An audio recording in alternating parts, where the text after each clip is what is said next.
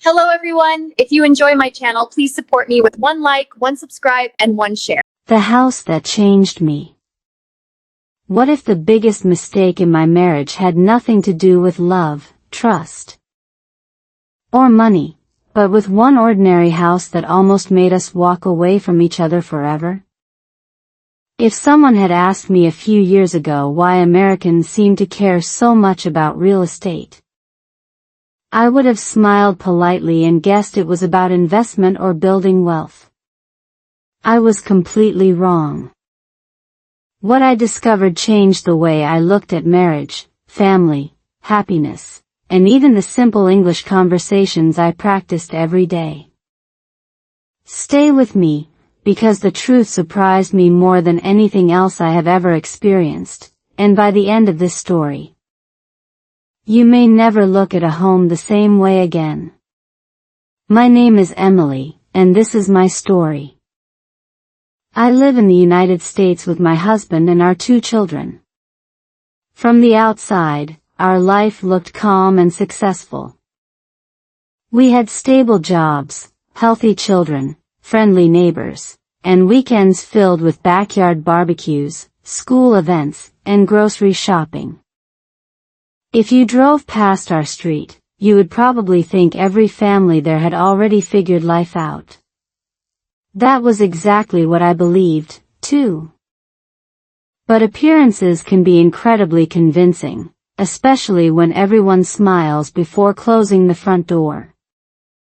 Every morning, I walked past beautiful houses with clean lawns and colorful flowers. I noticed something interesting. Americans didn't just talk about homes. They talked about neighborhoods, schools, property values, repairs, future plans, and community events. At first, I thought they were simply obsessed with real estate. I secretly wondered, why do they spend so much time talking about houses? It seemed strange until one quiet evening changed everything I thought I knew. I was making dinner while listening to a slow English podcast. I had started doing this every evening because I wanted my pronunciation to sound more natural. Sometimes I repeated short sentences while cutting vegetables. Home is where your future grows. The speaker said that sentence slowly, and I repeated it without thinking. My husband looked at me, smiled for a second, and then asked a simple question. Do you know what that really means? I laughed and answered, it means a house is important. He shook his head gently. No, he said. It means people build themselves before they build wealth.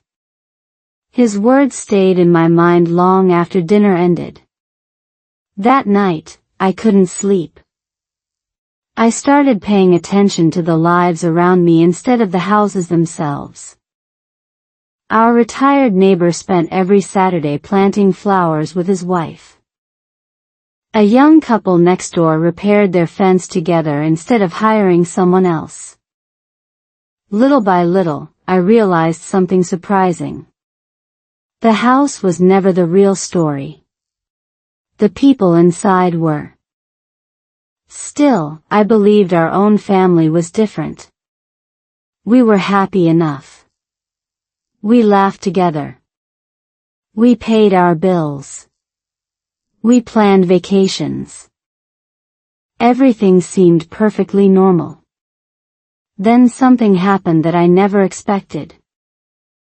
One ordinary conversation about buying a different home turned into the most uncomfortable argument my husband and I had ever experienced. It wasn't really about the house. It was about fear, responsibility, dreams, and everything we had never learned to say out loud. In less than 20 minutes, I began questioning whether we truly understood each other after all these years. That was the moment I finally understood why so many Americans say real estate builds more than equity. Sometimes it builds patience. Sometimes it builds trust. Sometimes it reveals cracks that were always there but hidden beneath a beautiful roof. And sometimes, if you are willing to face the truth, it quietly rebuilds a family from the inside out. What happened after that conversation completely changed our marriage, surprised everyone around us, and taught me a lesson I wish someone had shared years earlier. But before I tell you about the decision that almost broke us apart, you need to understand what I discovered when I looked beyond the price of a house and started seeing what Americans had been trying to build all along. My marriage looked perfect. Have you ever realized that the most dangerous cracks are the ones nobody can see? Our house looked peaceful, our family photos looked joyful, and every neighbor probably believed we had the perfect American life. Even I believed it, until one ordinary Saturday afternoon exposed a truth that had been quietly growing inside our home for years. Looking back now, I understand why Americans say a house can reveal your future before you even notice your present. What happened that day still gives me chills whenever I unlock my front door. The conversation started with something so ordinary that I almost forgot how it began. We were drinking coffee at our kitchen table while sunlight filled the room. My husband opened his laptop and showed me another beautiful house only 15 minutes away. It had a larger backyard, a brighter kitchen, and enough space for our children to have separate bedrooms. What do you think? He asked with excitement. I smiled because it really was beautiful. Then I noticed the price. My smile disappeared before I even realized it. I tried to sound calm. Do we really need a bigger house? He didn't answer immediately. Instead, he looked around our dining room as if he were seeing it for the first time. Maybe we don't need it today, he finally said. But what about 5 years from now? That simple question felt much heavier than I expected. I wasn't thinking about square footage or property value. I was thinking about monthly payments, unexpected repairs, rising insurance costs, and the uncomfortable feeling that life could change overnight. I had seen friends celebrate buying beautiful homes only to spend months worrying about every unexpected bill. I didn't want our peaceful evenings to become endless conversations about money. For a few quiet seconds, neither of us spoke. Outside, I could hear children riding bicycles down the street. Someone nearby was mowing the lawn. It was an ordinary American weekend, the kind that usually made me feel safe. But inside our kitchen, something invisible had started to shift. To calm myself, I picked up my phone and played one of my favorite slow English reading lessons. Listening to simple English sentences had become part of my daily routine because speaking slowly helped me organize my thoughts. The narrator said, "A home should give you peace, not fear." I repeated the sentence softly without thinking. My husband heard me. Then he smiled sadly. "Exactly," he replied. "That's why I'm asking." His answer caught me completely off guard. Until that moment, I believed we were talking about buying a house. Suddenly I realized we were talking about something much deeper. He wasn't searching for a larger building. He was searching for security. He wanted a place where our children could grow without worrying about moving again in a few years. He wanted stability, not luxury. I looked at him differently for the first time that morning. The truth was uncomfortable because I had been carrying my own fear in silence. I thought protecting our savings was the safest decision. He thought building long-term stability was the safest decision. Neither of us was wrong. We were simply protecting different dreams. Later that afternoon, we visited the neighborhood anyway. Families were walking their dogs, children laughed in nearby parks, and neighbors waved to each other as if they had known one another for years. I noticed something I had ignored before. People weren't showing off their houses. They were living in them. Front porches weren't decorations. They were places for conversations. Backyards weren't symbols of wealth. They were where birthdays, graduations, and family memories quietly happened. For the first time, I understood why so many Americans love real estate. They aren't only investing in land. They're investing in tomorrow. Just when I thought I was beginning to understand my husband, our real estate agent called with unexpected news. She had discovered something about the house we loved, something hidden in its history that changed everything. The excitement disappeared instantly, and my husband slowly turned toward me with an expression I had never seen before. In that single moment, I realized our biggest challenge had nothing to do with money. And everything to do with a decision neither of us was prepared to make. One decision changed everything. The next phone call lasted less than 5 minutes, but it completely changed the way I looked at real estate, marriage, and the American dream. I expected our agent to congratulate us and schedule another visit. Instead, she lowered her voice and said, "There's something you should know before you fall in love with this house." My heart started racing. Was there hidden damage? A legal problem? An unsafe neighborhood? None of those guesses came close to the truth, and what she revealed forced my husband and me into the hardest conversation we had ever shared. Our real estate agent explained that the house had been on the market longer than expected, not because people disliked it, but because the previous owners had gone through a painful divorce. During the legal process, the property had become part of a long financial dispute.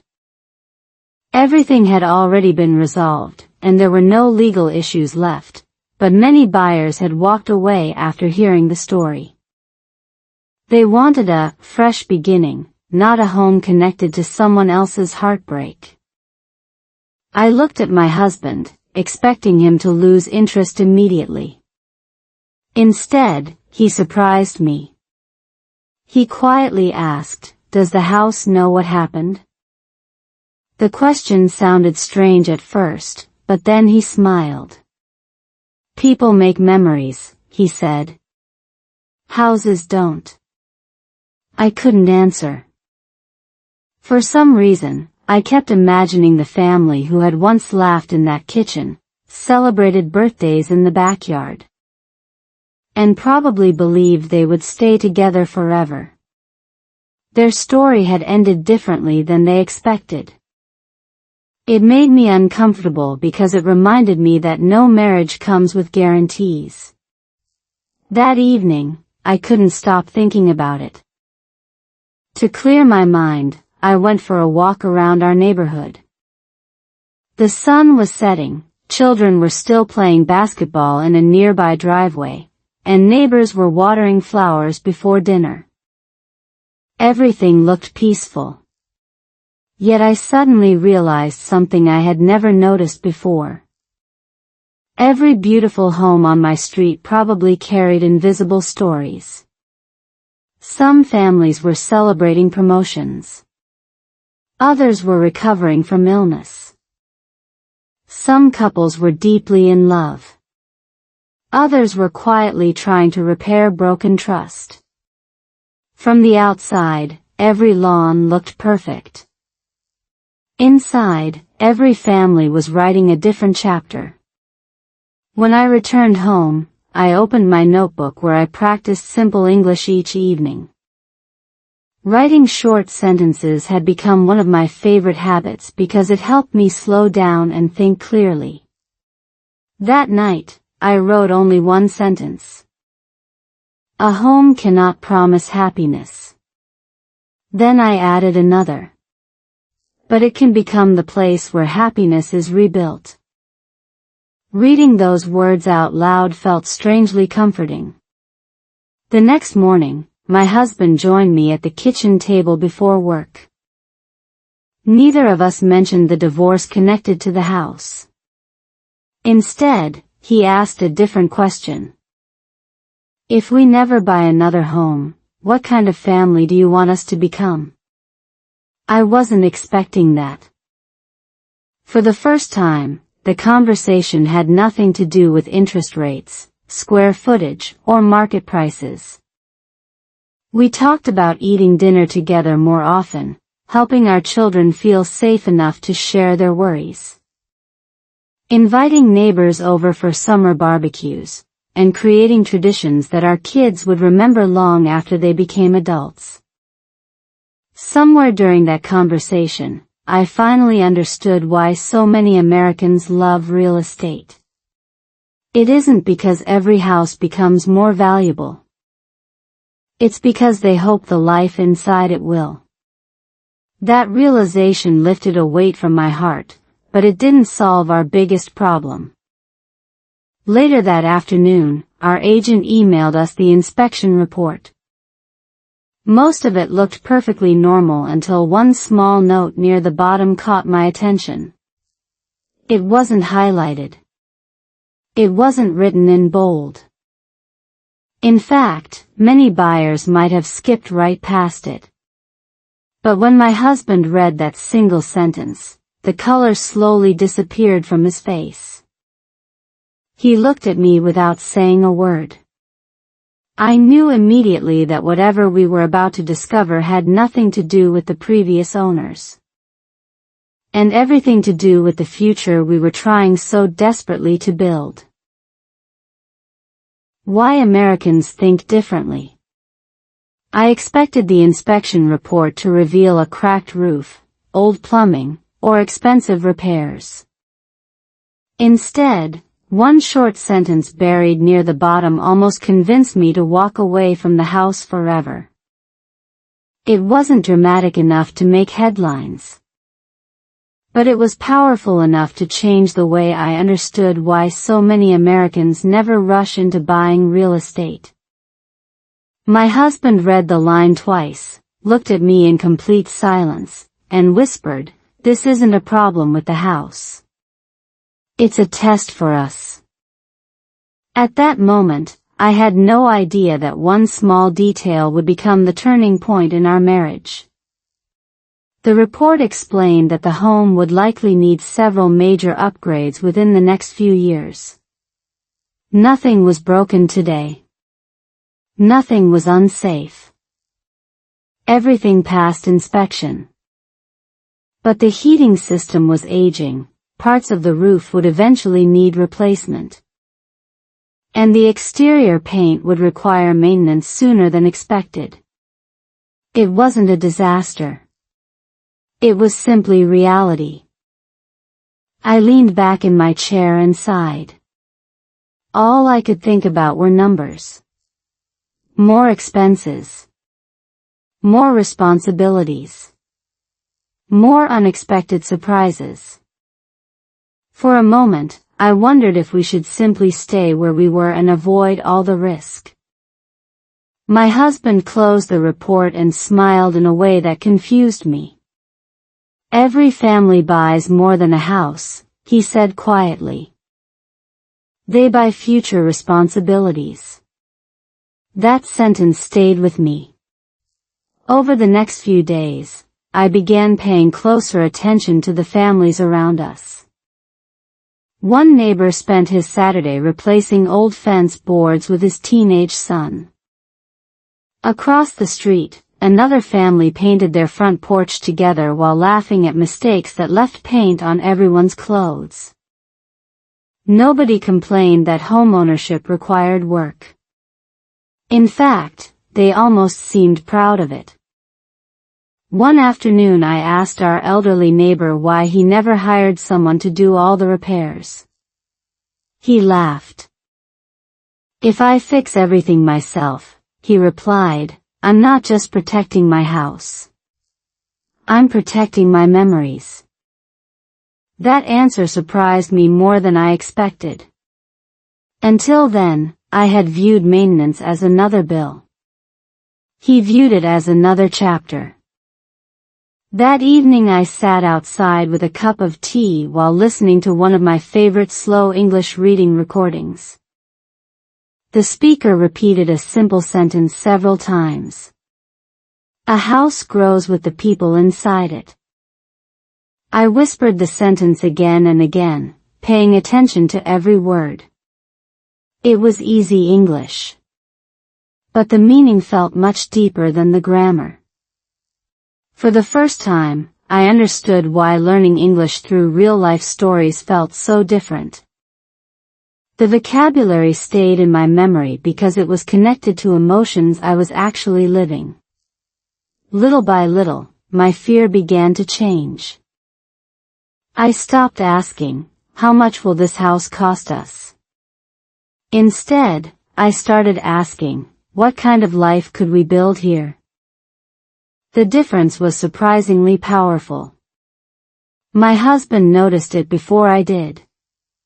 "You've stopped talking about money," he said one evening. I smiled. "No," I answered honestly. "I've started thinking about value." He reached across the table and held my hand. It wasn't a romantic movie moment. It was something quieter. Something stronger. For the first time in weeks, we weren't arguing about real estate anymore. We were planning a future together. I finally understood why so many Americans love owning a home. It isn't because every investment becomes profitable. Markets rise and fall. Interest rates change. Repairs never stop. But a home gives families something that can't easily be measured on paper. It gives children stability, neighbors become lifelong friends, traditions grow naturally, and ordinary evenings slowly become unforgettable memories. Just when I believed we had reached our decision, our real estate agent called again. Her voice sounded excited. "The sellers made a surprising choice," she said. "They've accepted another offer." My heart sank instantly. Then she paused. "Unless you're willing to make one decision before tomorrow morning." I looked at my husband. He looked back at me. Neither of us spoke. Because deep inside, we both knew that whatever happened next would shape far more than where we lived. It would reveal what we truly believed our future was worth. The hardest year of my life. The phone call gave us less than 24 hours to decide, and suddenly every confident plan we had carefully built began to fall apart.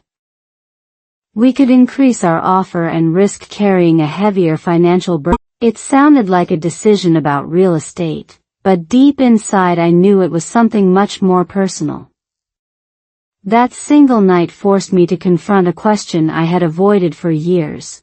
Was I protecting my family's future? Or was I simply protecting myself from the fear of uncertainty? The answer didn't come from a calculator. It came from the quiet moments that changed me forever. After we ended the call, the house became strangely silent. My husband opened his laptop to review our finances again while I stood by the kitchen window watching families return home after work. Cars slowly filled driveways. Children ran toward front doors carrying backpacks. Neighbors waved across lawns as if everything in the world was perfectly simple. I wondered if they had once faced the same impossible choice. Maybe they had stood in their kitchens asking the same difficult questions. Maybe every peaceful neighborhood had been built on hundreds of nights filled with uncertainty. I made tea to calm my thoughts, but my hands were still shaking. My husband finally broke the silence. "If we lose this house," he asked softly, "what will you regret more? Trying or never trying?" I didn't answer immediately because I already knew the truth. I wasn't afraid of owning a home. I was afraid of making the wrong decision. There is an important difference. That evening I continued my small English routine before bed. Every night I read a few pages from an easy English story because simple reading helps slow my breathing after stressful days. One sentence caught my attention. "Courage does not remove fear. Courage walks with fear." I read it aloud 3 times. The words were simple enough for English learners. But they felt surprisingly powerful. Sometimes learning a language isn't only about vocabulary. Sometimes a single sentence arrives exactly when your heart needs it. The next morning, my husband and I took one more drive through the neighborhood. We didn't talk about interest rates or mortgage payments. Instead, we watched ordinary life happening around us. An older couple walked hand in hand toward a local cafe. A father patiently taught his daughter how to ride a bicycle without training wheels. Someone decorated a front porch with fresh flowers even though nobody had asked them to. I suddenly realized something. These families weren't waiting until life became perfect before building memories. They were building memories while life remained imperfect. That thought completely changed my perspective. When we met our real estate agent later that afternoon, she expected another long negotiation. Instead, we surprised her. My husband smiled. "We're ready," he said. She smiled back but didn't celebrate. Instead, she looked directly at both of us. "I've helped families buy homes for nearly 20 years, she said. The happiest clients were never the ones who bought the biggest houses. They were the ones who kept choosing each other after moving in." I never forgot those words. In that moment, I understood why Americans often say a house is an investment. Not only because of property value. Because every ordinary day inside it becomes another investment in your family. We signed the updated paperwork feeling nervous but hopeful. For the first time in weeks, I felt lighter. Whatever happened next, we had made the decision together. That alone already felt like a victory. Late that evening, my phone vibrated with a message from our agent. I smiled before opening it, convinced she was bringing good news. Instead, I read the first sentence and felt my stomach drop. "There has been an unexpected development." I looked at my husband across the room. He could tell from my face that something had changed. Neither of us spoke. Because sometimes the most difficult chapter doesn't begin after you lose something. Sometimes it begins just when you believe you've finally found it. Real estate built more than wealth. The message on my phone contained only a few lines, but I must have read them 10 times because I couldn't believe what I was seeing. Another buyer had submitted a stronger financial offer just hours before the deadline, and according to our agent, the sellers were seriously considering accepting it. For a few seconds, I couldn't breathe. Had we come this far only to lose everything at the very last moment? Then I noticed one final sentence at the bottom of the message. They haven't made their final decision yet. That tiny sentence gave me hope.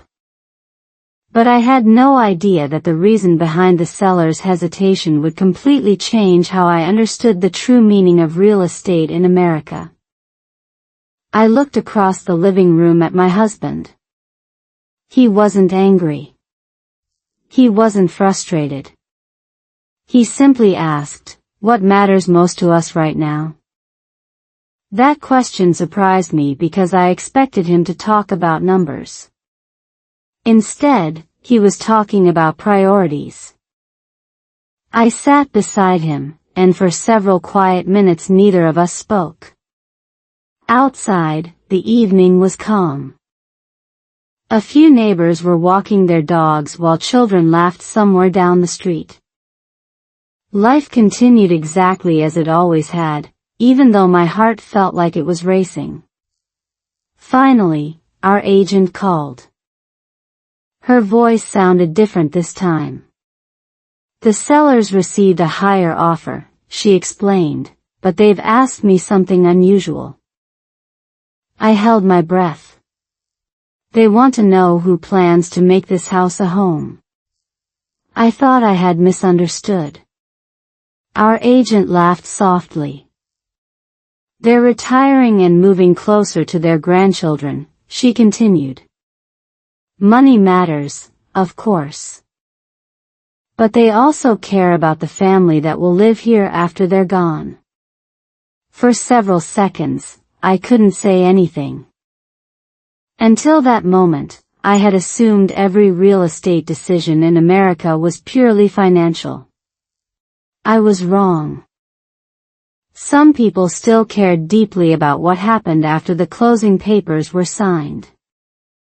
That evening, my husband and I wrote a short personal letter explaining why we loved the neighborhood.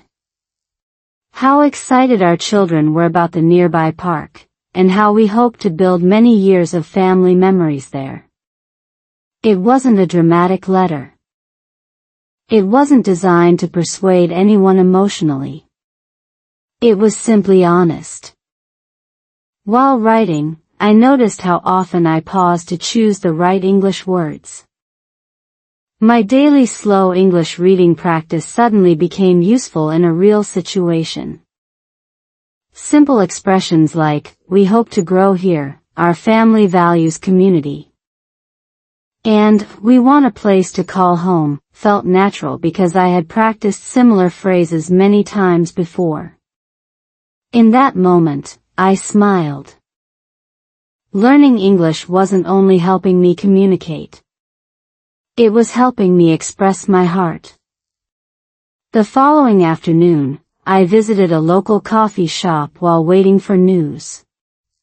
An older woman sitting nearby noticed I looked nervous. "Waiting for something important?" she asked. I nodded. "We're trying to buy a house." She smiled warmly. "My husband and I bought ours 35 years ago." Then she added something I'll never forget. "The mortgage eventually disappeared." The memories never did.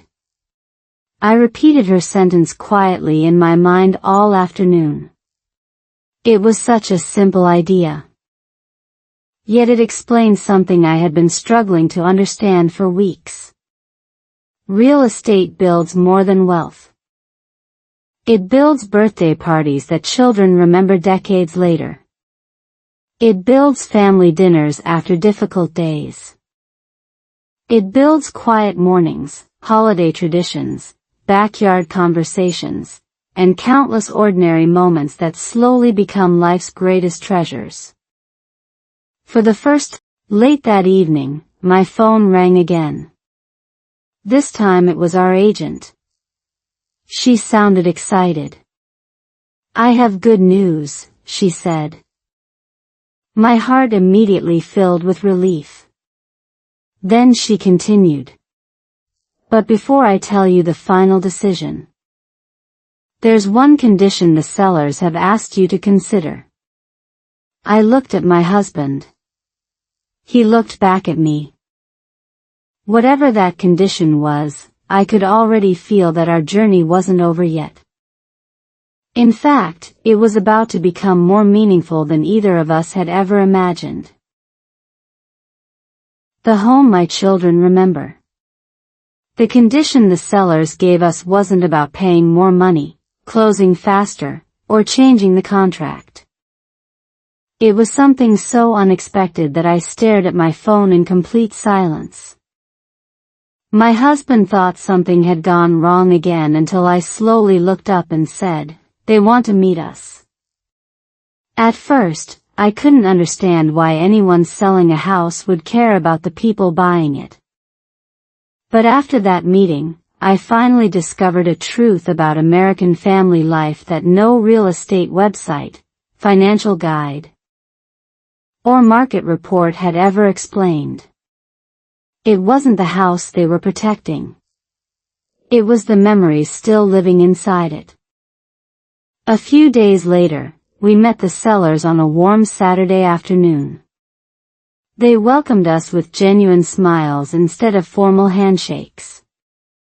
The husband had already packed most of the garage, and moving boxes filled one corner of the living room. Even though the house looked different, it still felt full of life. The wife invited us into the kitchen. "This room was always the heart of our family," she said. She wasn't giving us a tour. She was sharing a lifetime. As we walked from room to room, she pointed to places that seemed completely ordinary. Near the dining room window, she smiled and said, "Our daughter learned to read right here." In the backyard, her husband laughed while pointing toward an old tree. Our grandson insisted that was his secret castle. I found myself smiling without realizing it.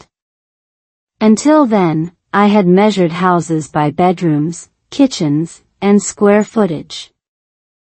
They measured theirs by laughter. Before we left, the wife knelt down to speak with our children. She asked them what they loved doing after school. Our son answered first. "I like riding my bike." Our daughter smiled. "I like reading books outside." The seller looked toward the backyard and said softly, "I think you'll both like this place." That simple sentence almost made me cry. On the drive home, nobody talked for several minutes. Then my daughter quietly asked something I will never forget. "Mom, do houses remember people?" Children sometimes ask questions adults spend years trying to answer. I smiled. "I don't think houses remember," I said gently. "But families do." That evening, while practicing my usual slow English reading lesson, I came across another short sentence. "The best home is where people feel safe." I repeated it slowly. My daughter repeated it after me. Then my son tried. Soon all four of us were laughing because everyone pronounced one word differently. It wasn't a perfect English lesson. It became a perfect family moment. That's when I realized something unexpected. Learning English together wasn't only helping us improve pronunciation. It was giving us another reason to spend time together. Sometimes the smallest routines become the strongest traditions. Several days later, our agent finally called with the official news. The sellers had accepted our offer. Not because it was the highest. Not because we promised the fastest closing. They believed our family would truly love the home they had cared for during so many years. I sat quietly after hearing those words. For weeks, I had assumed Americans loved real estate because it created financial security. Now I understood something much deeper. The greatest value wasn't hidden in market prices. It was hidden in ordinary moments shared around kitchen tables, birthday cakes, bedtime stories, holiday dinners, and children laughing in backyards. Real estate could build wealth. But love was what transformed a house into a home. As moving day slowly approached, excitement filled our family. The children planned where their books and toys would go. My husband talked about planting flowers near the front porch. I quietly imagined peaceful evenings reading simple English stories with a cup of tea while listening to birds outside the window. Everything finally seemed to be coming together. Then, only 2 days before closing, our agent called one more time. Her voice sounded calm. Too calm. "There has been one final surprise," she said. "It isn't bad news." She paused. "But I think you'll want to see the house one more time before you sign." The room suddenly became silent. I looked at my husband. Neither of us knew why. But somehow, I felt that the final lesson this house was about to teach us would become the most unforgettable one of all. The lesson nobody told me. 2 days before closing, I thought there was nothing left that could surprise me. The paperwork was nearly complete, the moving boxes were ready, and our children were already arguing about which bedroom belonged to whom. Then our agent called and asked us to visit the house one last time before signing. Her voice was calm, almost mysterious. "The sellers left something for you," she said. I expected forgotten furniture or a missing document. Instead, I walked into a moment so unexpected that it completely changed what I believed Americans meant when they said a home is part of your legacy. When we arrived, the house was almost empty. The walls that once held family photographs were bare. The bookshelves stood quietly without books. Even the echoes inside the living room sounded different. For a brief moment, the house felt much larger than before. The sellers greeted us warmly and invited us into the kitchen one last time. On the table sat a small wooden box tied with a simple blue ribbon. The wife smiled. "This isn't part of the sale," she said. "It's part of the story." She gently pushed the box toward me. Inside were handwritten notes, several old photographs of community events, a map of nearby walking trails, favorite local restaurants, emergency phone numbers, instructions for caring for the garden, and a small notebook labeled, "Things we learned after living here." I opened the notebook carefully. The first page made me smile. The best neighbors usually wave first. The second page read, "Plant flowers before you plant expectations." Then another sentence caught my attention. "Take care of your community, and your community will take care of you." I looked up with tears quietly filling my eyes. None of those pages increased the value of the property. Yet somehow they made the house feel priceless. The husband noticed my reaction. He smiled and said something I'll never forget. "We're not giving you a building. We're passing you a chapter." That sentence stayed with me long after we drove home. Later that evening, while practicing my daily English reading, I opened the notebook again and slowly translated a few sentences aloud for myself. The language was simple, clear, and full of kindness. I realized that real-life English often sounded exactly like this. Not complicated, not perfect, just honest. Learning English through everyday stories suddenly felt even more meaningful because these were the kinds of conversations people actually had. The next morning, I walked through our future neighborhood alone. Several neighbors recognized me from earlier visits. One woman watering her flowers smiled and asked, "Almost moving in?" When I nodded, she laughed. "Welcome home." Only 2 words. But they made me feel like I already belonged. That was another lesson nobody had explained to me. Many American neighborhoods are built on something stronger than fences. They're built on participation. People greet each other. They help shovel snow in winter. They collect mail for neighbors on vacation. They celebrate birthdays, graduations, and local events together. The house may belong to one family. The neighborhood quietly belongs to everyone.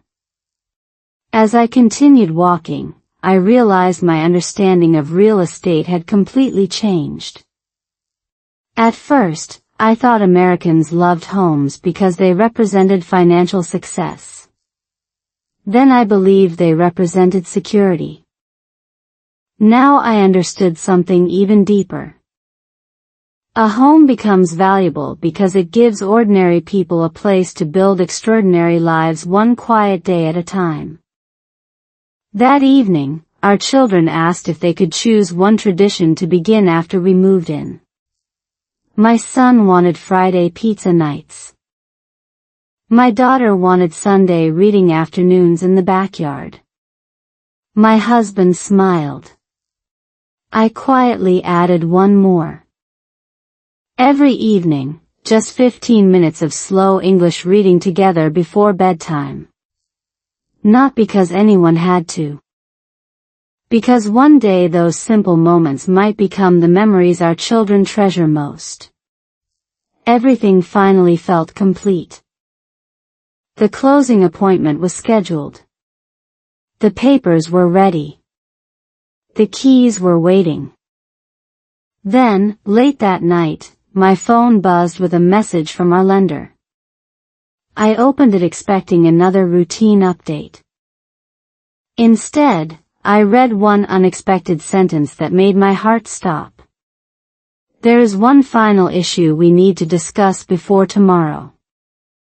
I looked across the room at my husband. After everything we had overcome, could one last obstacle still change our future? I finally understood the truth. Just when I believed every obstacle was finally behind us, one unexpected message almost erased weeks of hope in a single second. The lender wasn't calling to celebrate our closing. There was one final issue that needed to be resolved before we could receive the keys. I stared at my phone with trembling hands, wondering how one ordinary sentence could carry so much weight. After everything we had experienced, I thought the hardest part was over. I couldn't have been more wrong. Looking back now, that final obstacle became the moment I truly understood why Americans often say a home is never built with money alone. Early the next morning, my husband and I drove to the lender's office without saying much. The roads were busy with people heading to work, children were waiting for school buses, and coffee shops were filled with their usual morning customers. Life continued normally for everyone else, yet my mind was racing through dozens of possibilities. Had something gone wrong with the paperwork? Had the appraisal changed? Was there another financial problem? When we arrived, the loan officer welcomed us with a reassuring smile. "The issue isn't serious," she explained. "We simply need one final verification before everything can be approved." I felt my shoulders relax immediately. For days, my imagination had created a much bigger problem than reality. While we waited for the documents to be processed, I watched several other families entering and leaving the office. Some looked excited. Others looked nervous. One young couple held hands the entire time without saying a word. Suddenly I realized something beautiful. Every family in that building was beginning a different story. Different jobs. Different backgrounds. Different dreams. Yet all of them were searching for the same feeling. A place where tomorrow could begin. The approval arrived later that afternoon. Our loan officer handed us the final documents and smiled. "Congratulations," she said. "You're almost home." Those 2 words carried more emotion than I expected. Almost home. Not because of the building. Because of everything we had learned on the journey. Driving back, my husband reached over and gently held my hand. Neither of us talked about property values anymore. We talked about family dinners. Holiday decorations. Watching our children grow older. Inviting neighbors for summer cookouts. Growing flowers together. Creating traditions that would last much longer than any mortgage. That evening, I continued my familiar slow English reading routine, but something felt different. I opened my notebook and wrote one sentence. A house is purchased in one day. A home is built every day. I read it slowly several times. The vocabulary was simple. The meaning felt unforgettable. Learning English had quietly followed me throughout this entire journey. Small conversations with neighbors, simple reading exercises before bed, short everyday phrases. And ordinary family discussions had gradually become part of my daily life. Without realizing it, I wasn't only improving my English. I was becoming more present. Listening more carefully. Choosing kinder words. Speaking with greater patience. Perhaps that was the greatest lesson of all. Real growth rarely happens all at once. It happens through small habits repeated with love. When we finally received confirmation that closing would happen the next morning, our children cheered as if we had already moved in. My daughter hugged me tightly. "Can we read stories in our new backyard?" I smiled. "Every Sunday." My son immediately added. "And pizza every Friday?" My husband laughed. "That's already part of the family contract." For the first time in many months, our future felt wonderfully ordinary. And somehow, that ordinary feeling became the greatest gift. I finally understood why Americans love real estate so deeply. Not because every house becomes more expensive. Not because every investment succeeds. But because a stable home gives ordinary families the chance to create extraordinary memories together. Late that night, just before going to sleep, my phone vibrated one last time. It was a message from the previous owners. Only one sentence. "We left something in the house for your family." I smiled at first. Then curiosity completely took over.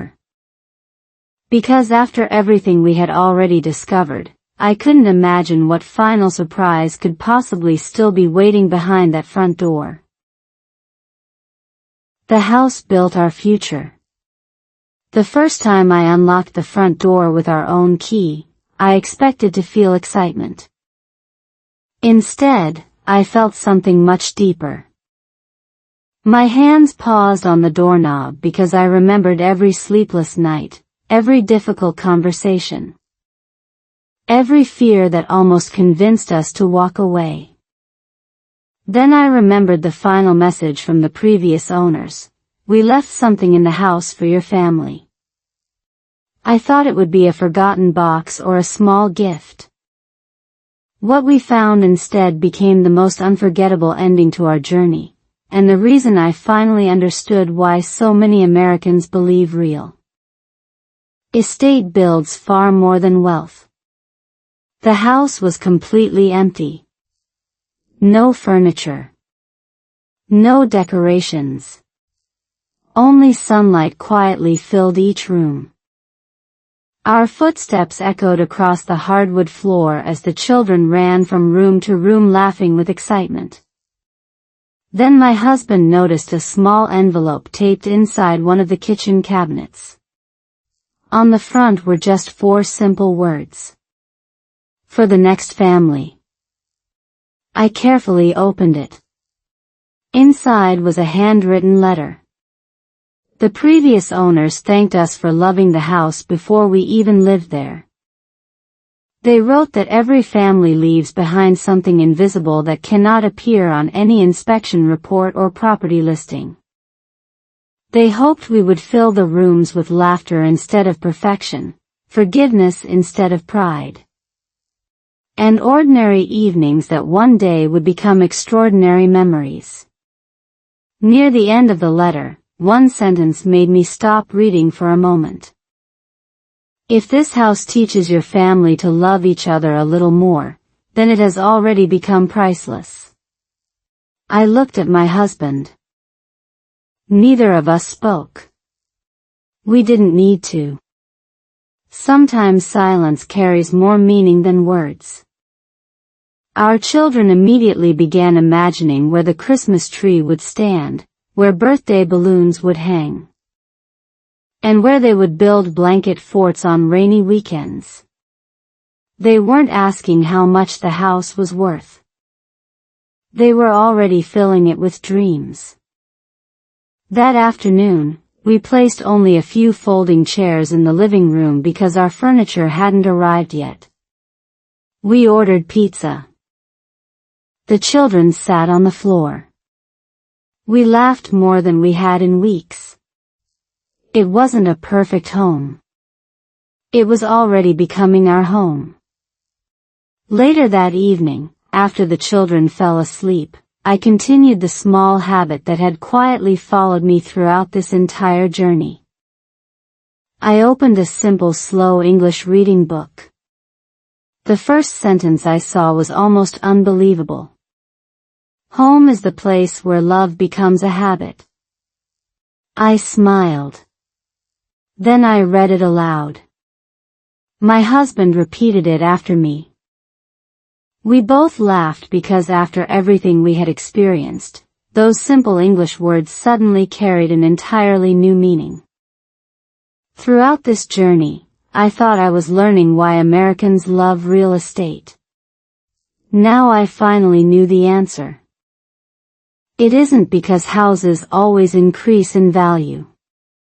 It isn't because buying a home guarantees success. It isn't because every mortgage is easy. Americans love real estate because a home gives people a chance to build something that money alone can never buy. Stability. Belonging. Responsibility. Hope. A safe place where children grow with confidence, marriages become stronger through everyday kindness, neighbors slowly become friends, and ordinary mornings quietly become lifelong memories. Looking back, the biggest lesson wasn't about real estate at all. It was about choosing to build instead of fear, to communicate instead of assuming, to create traditions instead of waiting for perfect circumstances, to appreciate ordinary days before they become precious memories. And perhaps that is why this story matters. Whether you own a house today, rent an apartment, or are simply dreaming about your future, remember this. The strongest foundation is never concrete. It is the love, patience, and trust shared by the people living inside. If learning simple English through stories has taught me anything, it is that the most meaningful words, welcome home. Only 2 words. Yet they can change a life.